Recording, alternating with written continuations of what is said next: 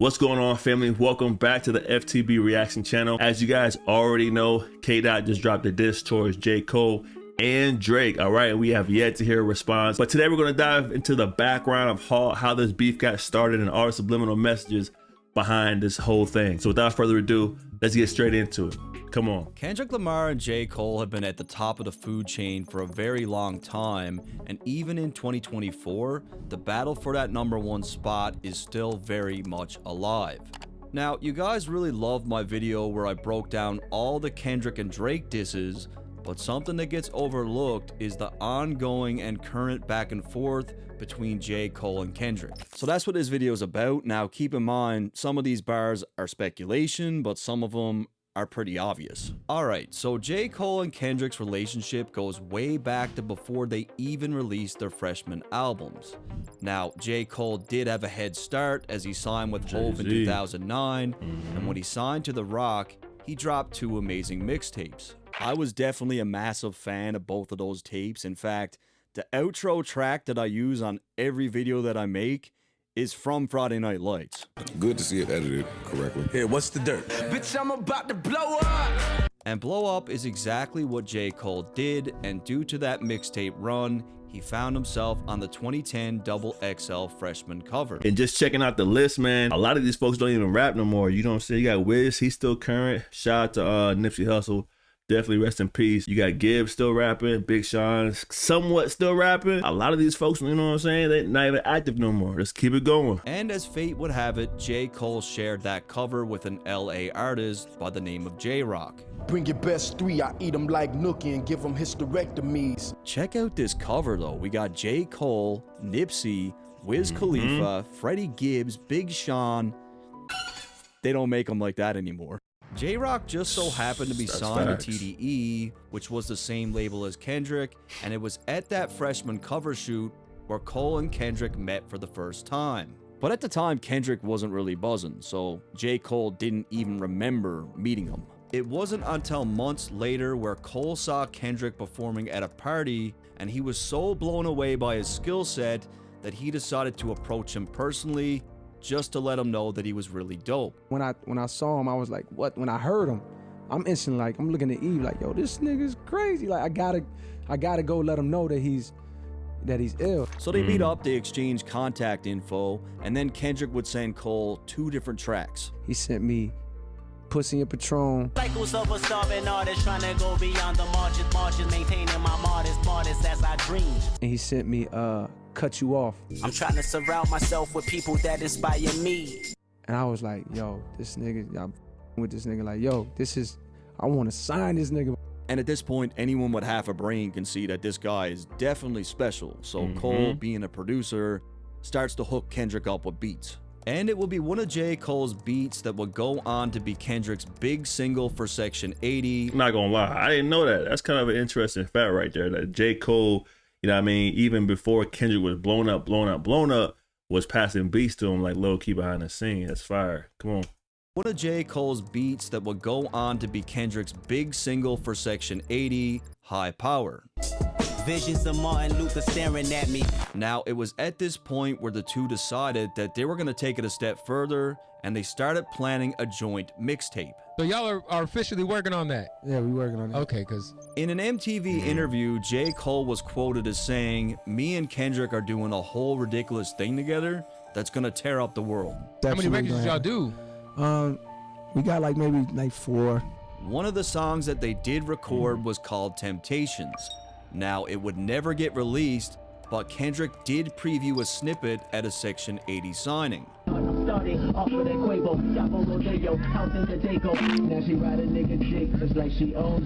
I mean, it's pretty clear from even the snippet that Kendrick bodied Cole on this track, and even Cole admitted that. Another one I got is this song we got now called Temptations.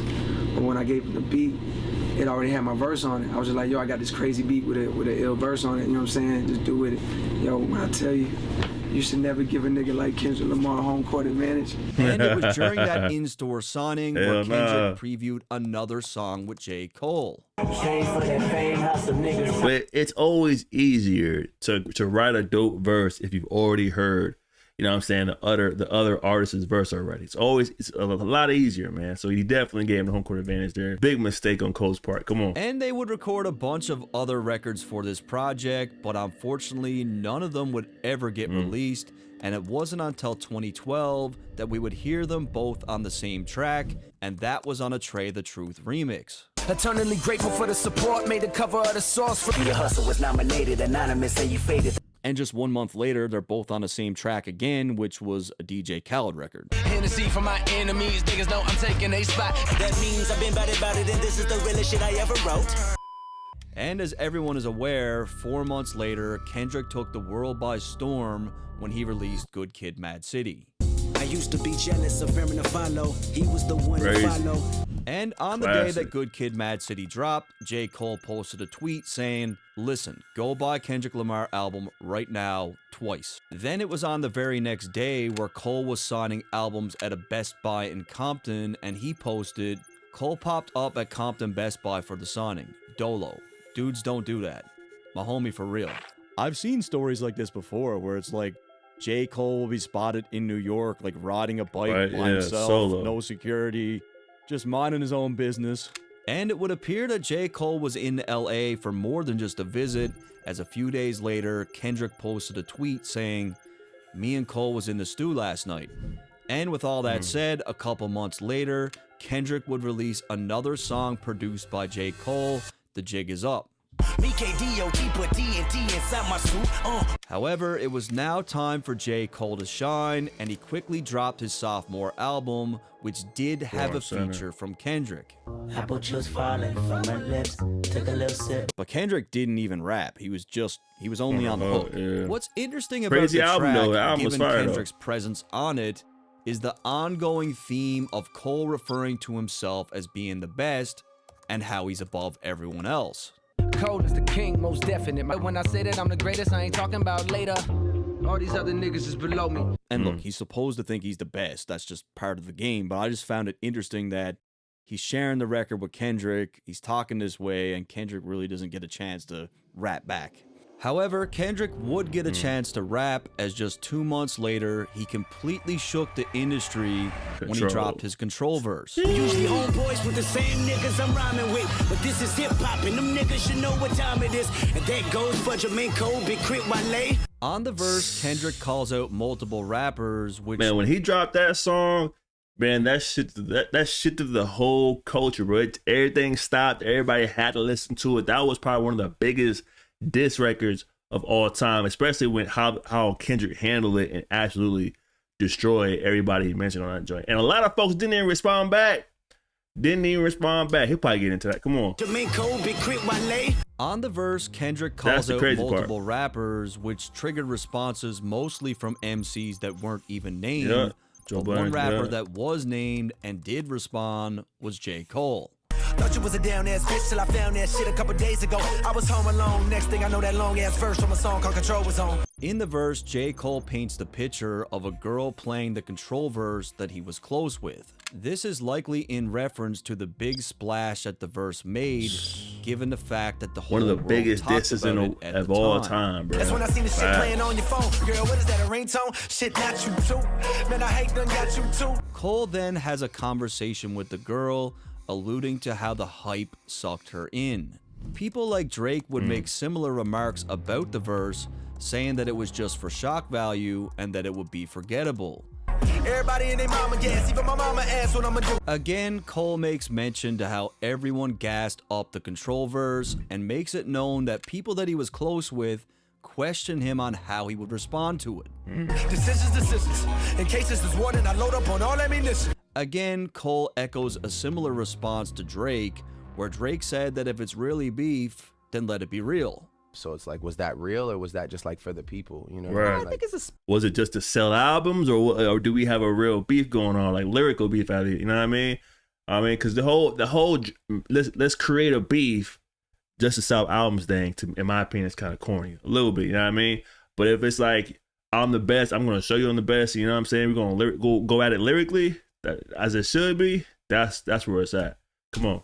Then let it be real. So it's like, was that real or was that just like for the people? You know what I mean? I think it's a sparring kind of sport. Yeah, but you're not at the same time, it's like, you know, then let it be real then, you know, I mean, because those were harsh words, right? If a nigga want problems, my triggers on auto, I'll make sure that nobody miss them. So Cole is really letting Kendrick know that if he wants to make this thing real, if he wants to take it there, that he's ready for war. The last line where he states that he's gonna make sure that nobody misses him appears to be a direct response to Kendrick's verse when he said this. I got love for you all, but I'm trying to murder you niggas. Trying to make sure your core fans never heard of you niggas. They don't want to hear not one more now, no further from you niggas. So J. Cole is saying, I can make you disappear. It's critical to note that when the Control verse dropped, Cole felt... Now, as a J. Cole fan, man, and a K-Dot family, you know what I mean? I wish J. Cole would have responded to that. I'm not going, you know what I'm saying? I keep it real with y'all. I wish J. Cole would have responded to it. It kind of looked, you know what I'm saying, bad when somebody's calling y'all out directly on some lyrical content and you're a rapper, you don't respond back. Let's get back into it. You disappear. It's critical to note that when the Control verse dropped, Cole felt obligated to reach out to Kendrick directly to try to make sense of what it was all about. I had to have a conversation with him. So I just had to find out for myself, like, yo, what? You came at me, dog? What's that? And Kendrick did explain on many occasions that his relationship with J. Cole did not change as a result of that verse. Right. Specifically, where you It at, ain't like personal. with the J. It's Cole? straight. Specifically, where you at with It's the all Drake lyrical, or so on son. and so forth. I respect the music, Like that. for sure. I respect them as individuals and creators. And Kendrick seemingly wasn't lying, as some months after the Control verse, P. Diddy allegedly tried to pour a drink on Kendrick at a party. Diddy was in a drunken state and was pissed off about Kendrick's King of New York line, and J. Cole defended him. It was Cole's intervention that led to the infamous scuffle between himself and Diddy. I mean, anyone out here getting in a fight with J. Cole, of all people, you're clearly just a massive piece of shit. Let's just call it for what it is. That verse even led to the fight with Puff and Cole. J. Cole would mention the fight years later on a track called Let Go of My Hand. My last scrap was with Puff Daddy. Who would have thought it? As far as award shows for the year, Kendrick cleaned up with BET, winning Lyricist of the Year, MVP of the Year, and Album of the Year, all over J. Cole. And I think he has more Grammys total, more Grammys, more than Drake and J. Cole, I believe. I think K-Dot got that whole genre on lock. Come on. MVP of the Year and Album of the Year, all over J. Cole. Damn. Kendrick also clinched the #1 spot for MTV's Hottest MC, and J. Cole didn't even make the list. With MTV, man, because you did not make the freshman. man, or not the freshman list, but the hottest MC list. Right. Inexcusable, It man. is inexcusable, man. I'm like, this dude's got a gold album. Like, what do you... Platinum single, gold album, Grammy nominated, you know. You gotta kind of be like, come You on, know? son, like, word. Yeah, it was. It just let me know, like, what that whole thing was.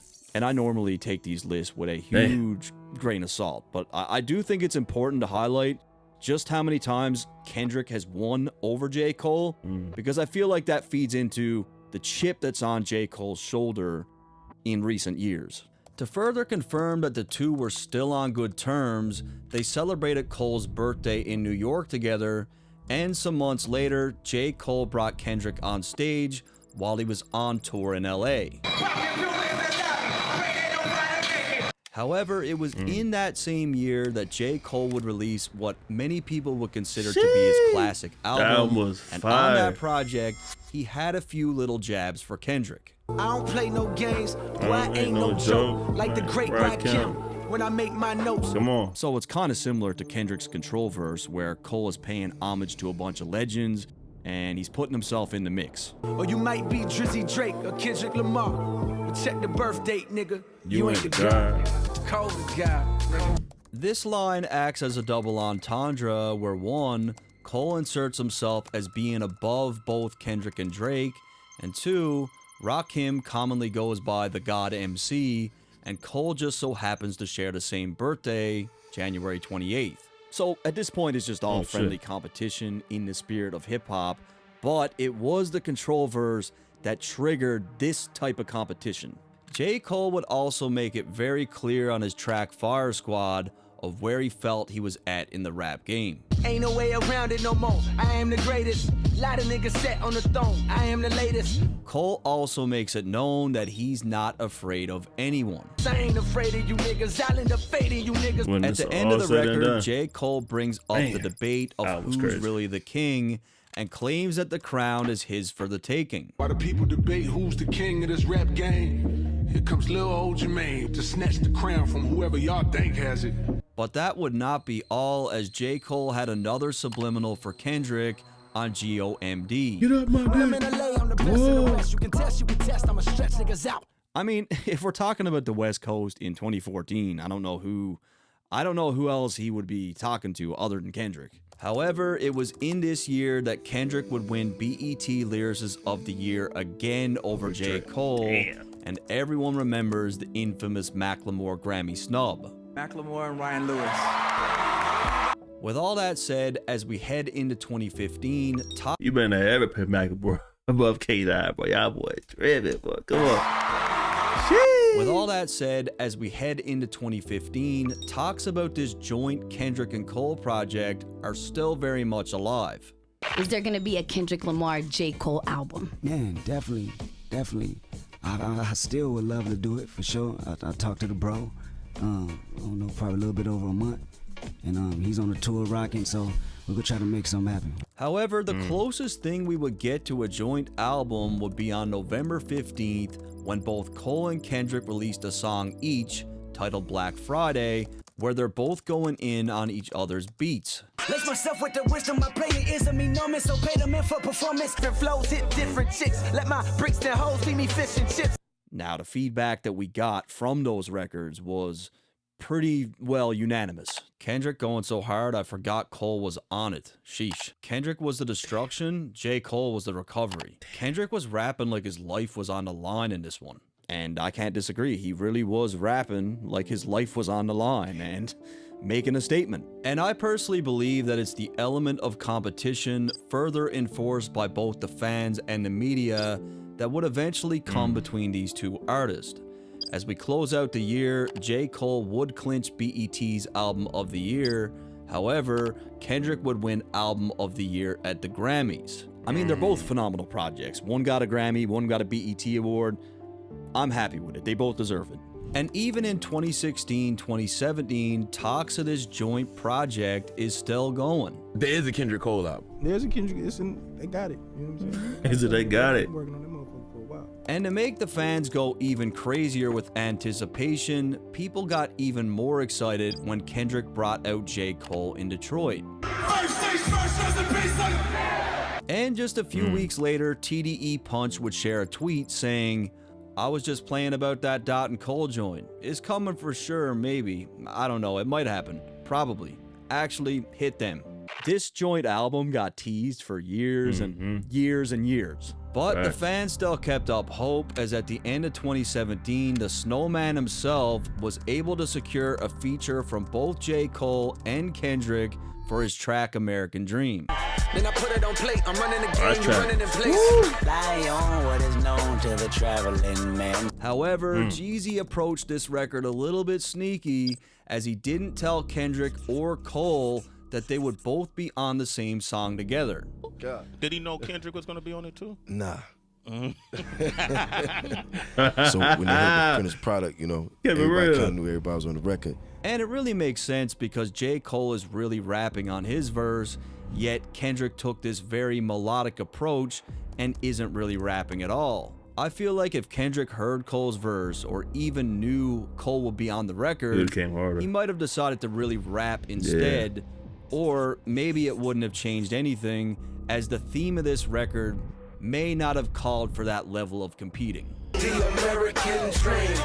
As we close out 2017-2018, Kendrick had a hell of a year in the awards category, winning BET's Album of the Year and Lyricist of the Year over J. Cole.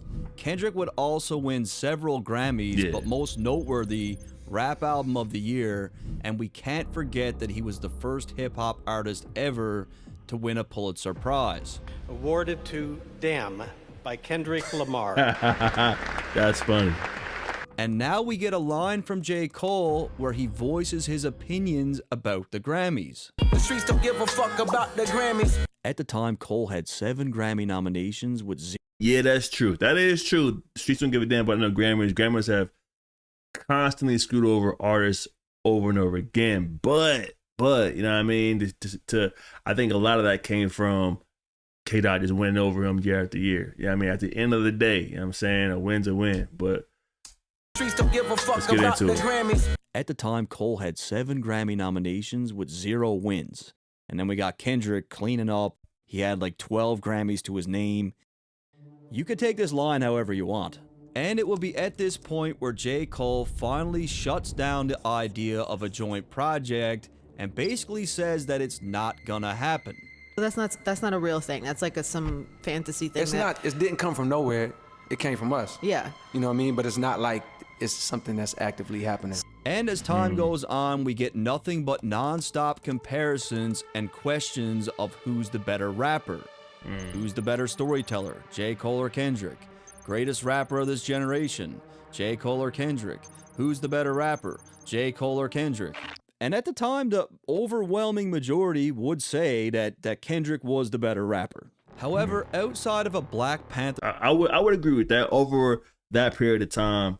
But it's funny how like Drake's name is not even in this joint at all, even though it's specifically by J. Cole and K-Dot.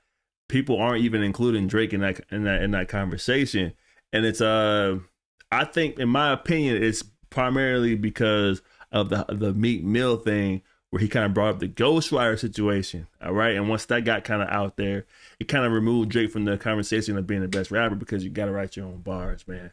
So it just left K-Dot and J. Cole. Come on.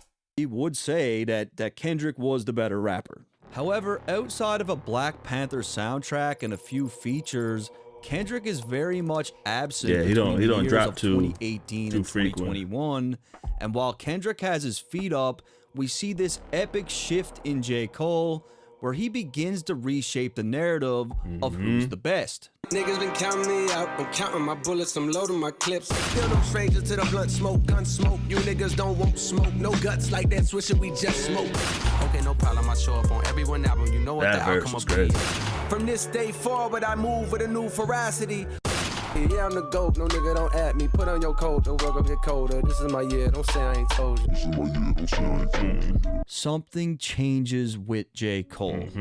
I agree with that 100%. I think over the past, I want to say 3 or 4 years, J. Cole has definitely leveled up his lyricism and his game, his pen, to be able to, in my opinion, compete with K-Dot. He had to get to that next level, because the biggest thing people talk about with J. Cole, or the biggest, if you want to play devil's advocate, you know, talk about him not being the best, would definitely be his music's kind of boring sometimes, kind of put you to sleep sometimes. But I think as of recently, all right, he's definitely stepped it up in that category, being more creative, you know, trying out different styles, different cadences, and I think that benefited him greatly over the last few years. So now is the time to compete with your boy K-Dot, if there was any time. All right, come on, let's get back into it. Something changes with J. Cole. 12 features in 2018, started turning and up. 16 features in 2019, and he pretty much smoked them all. Now, the very last time these two will be heard on the same record was on Dreamville's Under the Sun, where Kendrick had an uncredited hook. I woke up for some money. And even in 2020, Another good fans song. are still talking about this Kendrick and Cole project, and this time, TDE Punch totally shuts it down. One fan posted, "I want Lamar on an EP with Cole." Punch responded, "That's never going to happen." Another fan then asked if they were maybe planning something bigger than an EP, to which Punch responded, "0 tracks, not happening." So what was once a maybe is now hard, just though. a very stern no. Yeah. However, it would appear that even after all the work J. Cole put in, it still wasn't enough, as he was still being cast aside when compared to Kendrick and Drake. Cole got rings, but I don't Nah, put Cole one of the on level- greatest. He's one of the He is. greatest. He is. I don't put him on the level of Drake and Kendrick. Being as competitive as he is, I feel Charlamagne, he's bugging out right there. In my opinion, he's bugging out right there. I think J. Cole I can't say of the 3 artists, because Drake's still going hard. He's still performing shows all the time. Drake and J. Cole have been the most consistent artist out of the three by far. And you gotta give credit to consistency. That takes a skill set in itself to keep writing, keep making new songs, stay hot. You know what I mean? Stay current, stay, you know, in the end, and keep it going. So I definitely give a notch to J. Cole just for staying consistent in his craft. Come on. I don't put him on the level of Drake and Kendrick. Being as competitive as he is, I feel like these opinions begin to bother J. Cole, and it helps to mold the hungry artist that we've seen in recent years. It's around this time where I feel J. Cole asked himself a few questions like, how do I want to be remembered? How do I want to close out my legacy? And do I really want to finish this thing off with a bronze medal? I had to make a real decision. Like, have you wrote your best song? Did you leave no stone unturned creatively? And when I thought about that feeling, I was like, nah, I'm not cool with that. And in my opinion, he made his choice, and this is where things start to get interesting. Fans started to speculate that J. Cole took subliminal shots at Kendrick on his album The Off-Season. Big stepper, nigga don't get stepped on. Now, there were countless posts on Reddit and people on YouTube who really felt like the words "Big Stepper Don't Get Stepped On" was a direct reference to Kendrick's Mr. Morale and the Big Steppers. However, Cole's track came out 11 months before Kendrick's album title was even announced. Yeah, I was gonna say. So unless J. Cole had some inside information about the album title, I'm not sure how this theory holds much weight. I mean, you guys could tell me what you think. I'm all for speculating, but to me, it really gotta make sense. In 2021, J. Cole would address his position of being in third place on a track titled Heaven's EP. Some people say that I'm running third. They threw the bronze at me. Behind Drake and Dot, yeah, them niggas is superstars to me. So J. Cole acknowledges that many people consider him as being number 3, but instead of tearing a strip off Kendrick or Drake, he tips his hat to them, complimenting their place in hip-hop. The tale's official. The best nigga breathing it just failed to hit you. You couldn't tell cause you fell for the bells and whistles. However, Cole makes it clear that the fans got his ranking fucked up and calls himself the hardest in the game. He goes on to explain that the people fell for the bells and whistles. This could be alluding to the many times that he got snubbed during awards, or the fact that he's been known to do very little promo when it comes to rolling out his albums. There's just nothing flashy about J. Cole. He just looks like a normal fucking dude.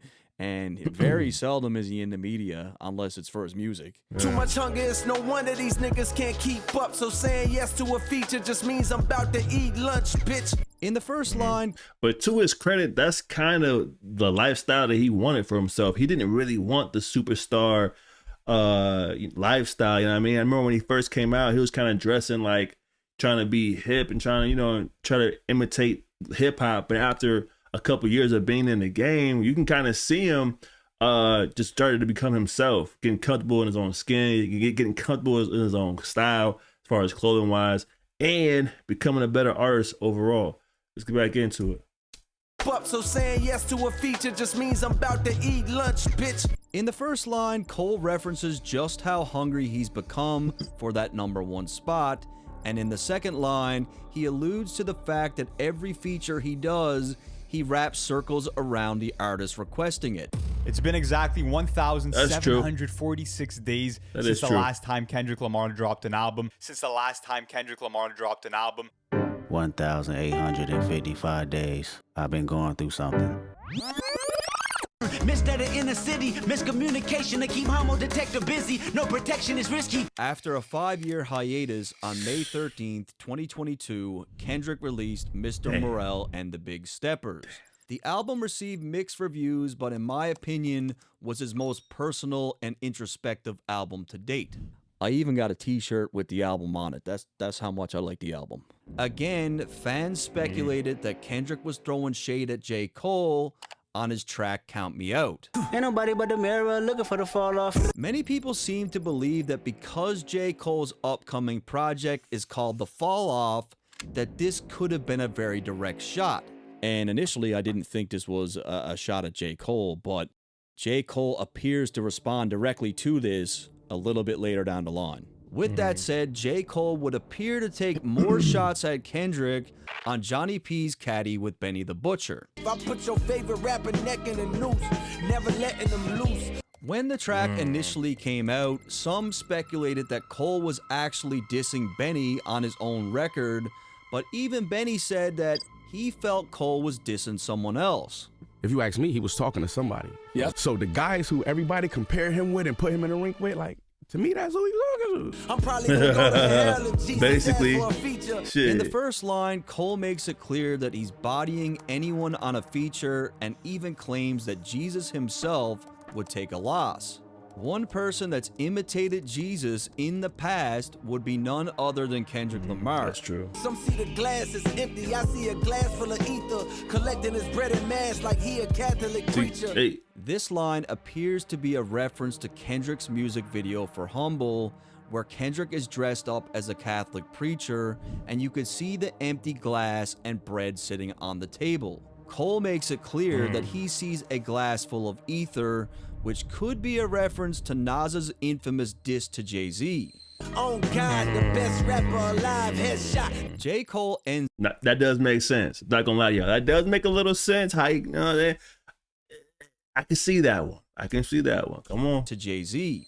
Oh God, the best rapper alive, Come on. headshot. J. Cole ends off the verse to state that he's the best rapper alive. I'm the best rapper alive. I'm the best rapper alive. I'm the best rapper alive. I am the greatest rapper alive. Now go and ask the best rappers that died. They tell you he never lied. So damn great, motherfucker, I've died. And I gotta agree with Benny. I do think he is talking to someone, and that someone, I feel like, is Kendrick Lamar. However, in my view, one of the most obvious and direct shots to date would come on J. Cole's track, The Secret Recipe. Niggas fake progressive and woke. I started saying less. I had to stop it. Peeped how they profit off of racial stress. It's no secret that the themes within Kendrick's music often reflects on racial tension and the struggle that comes with it. Drake more or less labeled Kendrick as a grifter in the past, and I feel like J. Cole is taking a similar stance. Studio steppers moving extra on songs fake and rep. The first line appears to be a reference to Kendrick's Mr. Morale and the Big Steppers, where Cole calls him out for faking the funk when it comes to the message in his music. Niggas making threats and I laugh. That's cause you ain't a threat. Don't ask how I feel about no rappers. Shit, they okay, I guess. So again, J. Cole is not looking at any of these other rappers as a threat, but most importantly, he doesn't look at Kendrick as a threat. Smoking on your top 5 tonight. And now for the most damning piece of all, first-person shooter. A lot of niggas debating my numero, not the 3, not the 2 on the UNO. So right off rip, J. Cole makes it clear on Drake's own record that he's number one. Numero UNO, me and Drizzy this shit like the Super Bowl. Man. Now, when J. Cole refers to himself and Drake as being the Super Bowl, what two teams make it to the Super Bowl? The two best teams.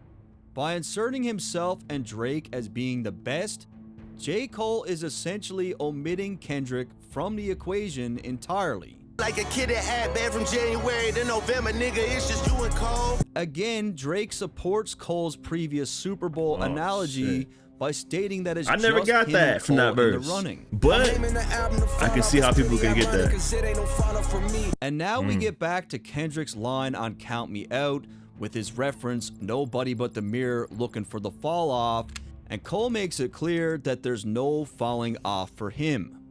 Love when they argue the hardest MC. Is it K-Dot, is it Aubrey or me? Okay, so he mentions Kendrick and Drake, but we the big three like we started a league, but right now I feel like Muhammad Ali.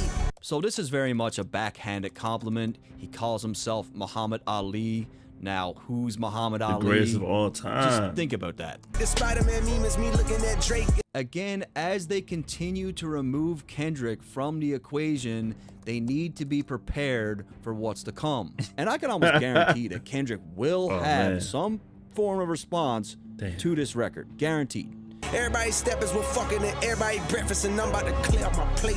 I mean, at this point, I don't think J. Cole can make it any more obvious who he's talking about. When it comes to his collaboration records with Drake, there's an ongoing theme in their music that people seem to overlook, And their track Evil Ways is another example of just that. High up in arenas where they see they faves, aka me and Drizzy Drake, we the wave.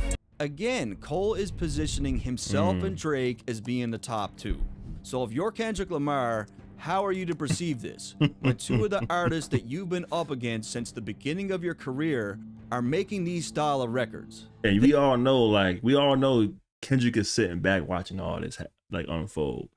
He's listening to the songs, he's listening to the lyrics, he's listening to the people talk about it. Man, you've been up against since the beginning of your career are making these style of records. Then when we look at the reality of the situation, which is the fact that Kendrick does not like Drake, how do you expect him to respond? Like I said, I mean, like, I'll put my entire fucking YouTube channel on the line here. Like, Kendrick will have a response to these records. I stay out of beef, see niggas DNA get rearranged. J. Cole continues to bait Kendrick with the line, see dude's DNA get rearranged, which would be a reference to Kendrick's track DNA. We can't continue to just ignore this like it's not happening. I mean, there is many signs. However, J. Cole wasn't done and even had more subliminals for Kendrick on his recent release, Might Delete Later. Niggas swear they compare, but the truth humble. If you fuck 112, you couldn't do numbers. In the first line, Cole references how he's often compared with someone, and that someone would evidently be Kendrick, with the use of the word humble. Oh, bitch, be humble. Bitch, sit down. In the second line, Cole says you couldn't do numbers, which is in reference to Kendrick's last project, where many considered it to be a flop, given the fact that it was his lowest selling album in the last 10 years. I'm the one that niggas fear on the low ski. In the first line, J. Cole makes it clear that certain rappers are afraid of him on the low. This ties perfectly into what Joe Budden said. But, there's gotta be a but here. So, I would say, yeah, J. Cole is definitely, he has been bodying fools on singles over the last couple of years, but none of those artists have been top 5, you know what I mean? Or maybe even top 10. It's always, you know what I mean, the young folks or something like that, the up and coming artists or whatever, but it hasn't never been a solidified top 5 and J. Cole's going crazy and he bodies them, you know what I mean? I will say that, but not taking away credit from his lyrics, but you gotta point that out just to be, you know, devil's advocate. Come on. Afraid of him on the low. This ties perfectly into what Joe Budden said about Kendrick Lamar. Kendrick talking shit to everybody in the world but a nigga named Jermaine. Heard them talking like we peers, but they grossly mistaken and it's blatant. In the second line, Cole points out directly that people think he's friends with Kendrick, but that it's blatantly obvious this is not the case. The reality of the situation is the two have not been seen in the same room together in 6-7 years, 0 collaborations have happened, 0 support for one another's projects, and they don't even follow each other on social media. And I don't know if they ever followed each other, but I'm pretty sure they did. And many people would argue that J. Cole made it clear in his 2021 interview with Kevin Durant that he valued his relationships with Drake and Kendrick.